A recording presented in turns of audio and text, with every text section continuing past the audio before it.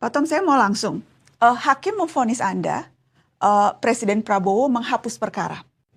Bagaimana Anda menafsirkan perbedaan arah antara keputusan pengadilan dan keputusan Presiden terkait kasus Anda? Jadi memang kelihatan sekali ya bahwa arah bergulirnya persidangan ya, itu semakin tidak kondusif ya, secara politik. Tentunya kami berpendapat juga tidak tepat secara hukum ya, tapi kelihatannya juga semakin tidak selaras dengan arah politik yang diinginkan oleh Presiden. Ya. Maka terjadilah peristiwa yang cukup luar biasa ya, yaitu 2 cabang dari 3 cabang pemerintah, yaitu eksekutif dan legislatif, itu bergabung untuk mengkoreksi cabang pemerintah yang ketiga, yaitu yudikatif. Ya, itu sangat-sangat jarang terjadi. Dan saya sangat bisa mengerti ya, merasa ini solusi yang wajar ya, karena sebagaimana sudah dilapor atau diliput banyak media dan kelihatannya sudah menjadi konsensus masyarakat juga, perkara Pak Hasto maupun perkara saya ini kan kalau pakai istilahnya Pak Mensesnek ya, lebih besar unsur politiknya. Ya. Jadi dimulai dengan sebuah motivasi politik, ya wajar-wajar saja kalau juga diselesaikan dengan sebuah solusi politik, ya, yaitu kembali lagi cabang eksekutif bergabung dengan cabang legislatif untuk mengkoreksi cabang yudikatif ya. Saya ingat saat Anda keluar dari rutan, Pak Tom, Anda menyebut menyadari banyak pertanyaan dan kegelisahan yang menyertai abolisi ini. Apa persisnya kegelisahan yang Anda tangkap itu? Kegelisahannya mungkin begini, tentunya banyak sekali orang yang bersuka cita, ya, termasuk saya dan keluarga saya, bahwa saya bisa bebas. Ya. Tapi langsung kelihatan juga cukup banyak pendukung dan publik bahkan menyesali bahwa saga ini berakhirnya dengan solusi seperti ini. Ya. Idealnya kan ini terus diselesaikan melalui persidangan. Ya. Jadi publik itu ingin melihat proses hukum ini sampai selesai. Ya. Kami sudah ajukan banding, ya kan, jadi akan ada putusan di Pengadilan Tinggi DKI Jakarta. Nah, kalaupun perlu kita bisa kasasi ke MA, ke Mahkamah Agung. Ya, jadi publik punya semangat yang sangat tinggi ya, supaya saya melanjutkan perjuangan ini ya, melalui jalur yudikatif murni, ya, pure hukum. Jadi banyak yang merasa ini seperti anti klimaks. Ya. Semua udah siap bertempur ya, sampai ke PT, sampai ke MA. Tiba-tiba apa ya, colokan dicabut, ya kan, listrik mati. Dan kita sudah banding, ya, kita sudah mendaftarkan nota banding, ya, memori banding juga ke Pengadilan Tinggi DKI Jakarta, ya, dan itulah yang menyebabkan secara hukum Presiden dan DPR tidak punya pilihan kecuali memberikan saya abolisi bukan amnesti. Ya. Andai kata saat itu kami belum mengajukan banding ke PT, saya akan diberikan amnesti. Ya. Kenapa? Karena secara hukum saya masih bersalah, ya, vonisnya masih berlaku, ya. Sehingga ada kesalahan yang harus dimaafkan, dan itu definisi daripada amnesti. Ya. Tapi dengan kami sudah ajukan banding, ya, itu menurut hukum Indonesia ibaratnya tuh skor jaksa dan terdakwa kembali ke 0 dan 0. Ya, jadi vonis kemarin itu seperti disuspend, ya, tidak sepenuhnya dianulir, ya, tapi kembali mentah, ya, kembali ke 0 gitu ya. Maka dari itu secara hukum ya jalurnya adalah abolisi, ya, mengkonfirmasi bahwa tidak ada perkara, ya, dan menghentikan semua tuntutan dan upaya-upaya untuk mengusut perkara yang tidak ada, ya, begitu. Pak Tom, tadi Anda katakan Anda memahami bahwa ada yang menginginkan Anda tetap maju melalui jalur hukum yudikatif. Tetapi kemudian Anda menerima abolisi ini. Pertimbangan utama apa? Pertama, kita bisa melihat dengan jelas bahwa sistem hukum kita tidak bisa diandalkan. Ya, jadi sekuat apapun kita berjuang ya, ke PT dan MA, ya, itu tingkat ketidakpastiannya sangat tinggi. Ya, kita tidak tahu hasilnya bakal jadi seperti apa. Ya. Banyak orang nyindir ya kalau yakin tidak bersalah, ya kan? Ya harus pede maju ke PT dan MA. Tapi ini kan ada konsekuensi praktisnya. Ya, saya terus di penjara, ya, terisolasi dari dunia, ya kan, dengan akses ke informasi yang sporadis, tidak punya peralatan atau perlengkapan untuk bisa berkontribusi kepada negara. Ya.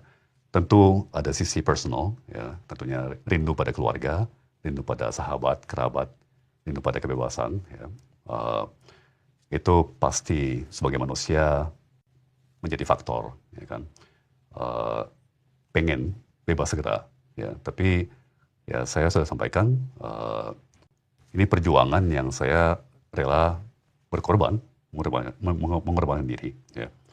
Tapi secara pragmatis, saya rasa akan lebih bisa berkontribusi kalau saya di luar. Ya. Ditambah lagi dengan begitu tingginya ketidakpastian, ya, apa yang akan terjadi di PT dan di MA. Tadi Anda juga sudah sebutkan soal alasan istana. Yang jelas memang statement yang keluar dari Mensesnek Hadi Prasetyo disebutkan alasan abolisi Anda bukan untuk melegalkan korupsi, tetapi karena kasus Anda lebih bernuansa politis. Disebutkan juga Presiden ingin mengurangi kegaduhan politik dan mendorong persatuan supaya energi bangsa ini tidak habis pada hal-hal kurang produktif. Saya ingin mengutip juga Wakil Mensesnek Juri Ardiantoro yang menyebut keputusan abolisi ini diambil demi merajut tali kebangsaan dan mempererat gotong royong, apalagi bertepatan dengan kemerdekaan ke-80 RI. Saya ingin tanya, ketika Anda disebut atau disimbolkan begitu sebagai alat rekonsiliasi, alat persatuan, dikaitkan dengan pemberian abolisi ini, bagaimana Anda memaknainya, Pak Tom? Tentunya saya tidak pernah membayangkan seumur hidup saya ya, saya akan dalam posisi seperti ini. Tapi khusus sikap dari Presiden, ya, sebagaimana diungkapkan oleh Pak Mensesnek ya, dan menteri lainnya, saya melihatnya positif. Kebetulan ya perkara saya yang bisa menjadi sesuatu yang disepakati semua kubu. Ya, jadi kelihatan dari data ya bahwa di media sosial maupun di media offline atau di dunia offline, saya dibela oleh orang dari kubu 01, 02 dan 03, ya kan? Mungkin karena perkara saya begitu hitam putih, ya begitu sederhana, ya kan? Hakim setuju tidak ada niat jahat, ya kan? Jaksa dan hakim setuju saya tidak terima apa-apa, tidak apa istilahnya jaksa penuntut, saya tidak terima uang, tidak terima benda, tidak terima janji, ya kan? Terus ketiga, hakim mengurangi banyak ya jumlah kerugian negara yang tadinya 578 menjadi 194 miliar, dan itu pun saya yakin 194 yang masih ada itu juga mudah dipatahkan ya.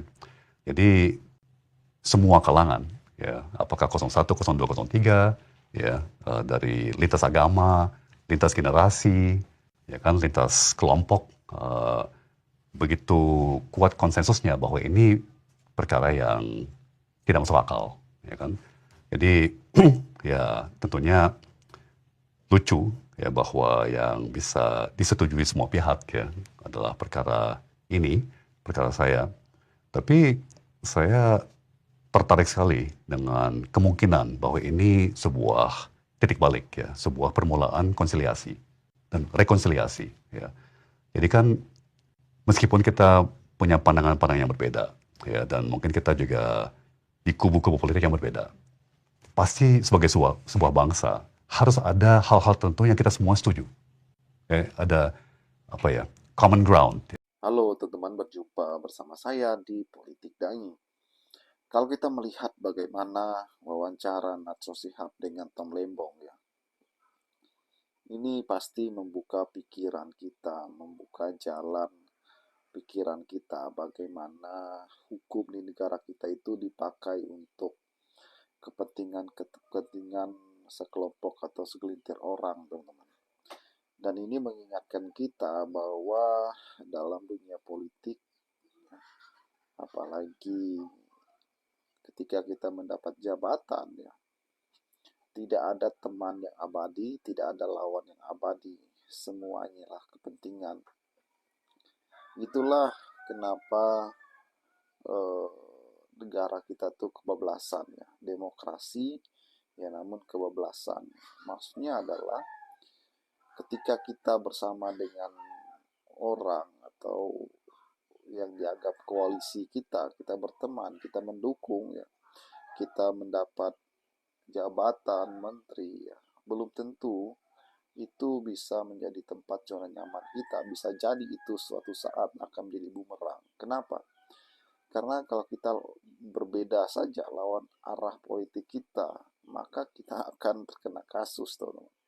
Contohnya Tom Lembong, bagaimana Tom Lembong ini ya benar-benar tidak bersalah, benar-benar tidak melakukan apa-apa, tiba-tiba menjadi tersangka dan divonis penjara, teman-teman. Ini yang membuat kita tuh bingung. Letak salahnya di mana, ya kan? Ini sama dengan bagaimana harusnya Tom Lembong diapresiasi karena mengimpor ya gula, ya kan, kepada negara, namun malah kena kasus. Dan kita belajar di sini bahwa terbukti ya kan, Presiden Prabowo dengan bijak memberi abolisi. Abolisi ini adalah penghapusan semua tindakan-tindakan pidananya ya, tanpa ada pidana lagi. Dan ini luar biasa. Karena kalau kita melihat bagaimana perjuangan Tom Lembong, Anies Baswedan itu akhirnya berbuah manis, teman-teman ya. Lantaran mereka memperjuangkan hak dari Tom Lembong ini agar dilepaskan ya dari tuntutan-tuntutan hukum. Biar bagaimanapun Tom Lembong tidak bersalah, ya kan. Bagaimana menurut kalian? Kita diskusi di kolom komentar ya. Sampai jumpa lagi, teman-teman. Salam.